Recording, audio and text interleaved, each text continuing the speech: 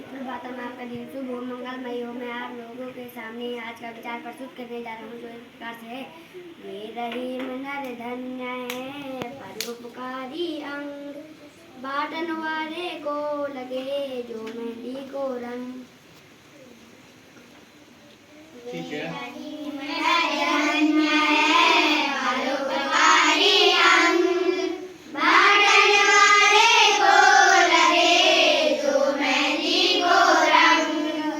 कई बार पहले भी हो चुका है ना बेटा ये। हाँ, तो आपको इसका अर्थ अच्छे से समझ में आता है। ठीक है। मेहंदी का क्या गुण है? घिसो तो हाथ पे लग जाती है ना। घिसने के बाद तो परोपकारी भी ऐसे ही होते हैं, है ना, जो दूसरे के उपकार के बारे में सोचते हैं, पहले अपना नहीं दूसरे का भला सोचते हैं पहले। ठीक है ना, है? और दूसरे का भला सोचने वाला हमेशा आगे बढ़ता है, नहीं उसको बाकी लोग भी सहयोग करते हैं, नहीं करते हैं? अब देखो, जैसे मैं किसी की मदद करूँ, कोई चीज मेरे पास है, मैं उससे किसी की मदद कर रहा हूँ, तो दूसरा भी ये सोचेगा यार इसने मेरी मदद की थी ना उस समय, अब मैं भी इसकी मदद करूँगा। तो किसी समय आपके पास कोई संसाधन नहीं है ना, और किसी दूसरे के पास है, लेकिन उसको याद है कि आपने उसकी मदद की थी, तो फिर वो आपकी भी मदद करेगा, नहीं करेगा? नहीं करेगा। तो इसलिए आपसी हमारा क्या होना चाहिए? तालमेल, सामंजस्य होना चाहिए। जो चीज हमारे पास है वो दूसरे को देने की कोशिश करनी चाहिए। मान लीजिए आपको कोई सवाल, कोई चीज, ऐसी चीज है जो आपको आती है, उसको आप शेयर कर लो दूसरे के साथ। मैं ऐसे करते हैं इसको, है ना। और फिर दूसरे दिन किसी दूसरे सब्जेक्ट का आपको कोई चीज नहीं आ रही तो वो भी आपको समझाएंगे, नहीं समझाएंगे? ऐसे दैनिक जीवन में भी है, हमारे पास कोई चीज है जो हम जानते हैं, जो हमारे पास है, हम वो दूसरे को शेयर कर लें, है ना। और दूसरे दिन जो चीज हमारे पास नहीं होगी तो वो भी तो शेयर करेगा हमारे साथ, नहीं? ऐसे ही तो चलता है समाज, नहीं? और जीवन आगे बढ़ता है इसी तरह से। ठीक है। हाँ, तो मेहंदी से हमको ये सारे गुण लेने चाहिए, है ना। प्रत्येक वस्तु जो दुनिया में है, कोई भी चीज, है ना, वो हमको कोई ना कोई सीख देती है, समझ रहे बात? साथ कोई ना कोई सीख देती है, अब उससे हमको सीखना है। अब आप लोग कितना सीखते हैं शिवानी, देखिए आप लोग कितना सीखते हैं वो आप पे है, आपकी बुद्धि पे है, आपके संस्कारों पे है, आपके वातावरण पे है। आप किस तरह के वातावरण में रहते हैं, आप किस तरह के वातावरण में रहते हैं, आप के संस्कार क्या बने हुए हैं, है ना। तो उस तरह से आप पे असर होगा उन सब चीजों का। सामने एक श्लोक लिखा है संस्कृत में, उत्साहो बल नार्य नास्तुस्था परम बलम सोथास्य हि लोकेषु न किंचन दुर्लभम। अब देखो ये आपको श्लोक किन किन को आता है बेटा? हाथ खड़े करो, शाबाश, ये तो बहुत अच्छी चीज है। ठीक है। तो इसका कुछ सारांश इस तरह से है।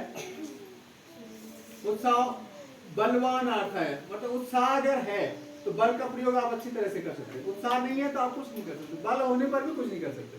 कर सकते हैं, बल तो खूब है, लेकिन उत्साह नहीं है, काम करने का उत्साह है ही नहीं आपके अंदर, तो नहीं कर सकते।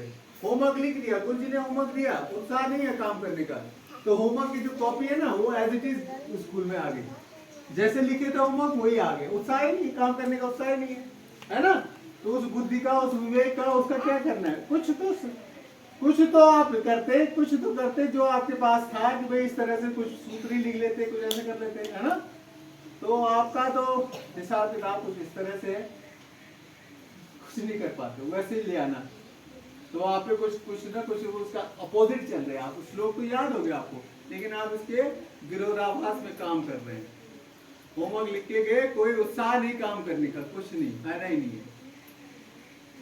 क्या फायदा उस श्लोक को पढ़ के याद करके? कोई फायदा है ना उसको, जब हमने अमल ही नहीं करना है।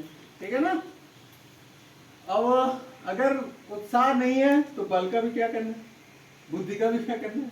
उत्साह होना चाहिए, किसी काम करने का जुनून होना चाहिए। यस, मुझे करना है, ये चीज मुझे आज ही खत्म करनी है। गुरु जी ने ये काम दिया है या किसी ने भी आपको कोई काम सौंप दिया, ये करना है, तो आपको उसको करने के लिए उत्साह बिल्कुल होना चाहिए।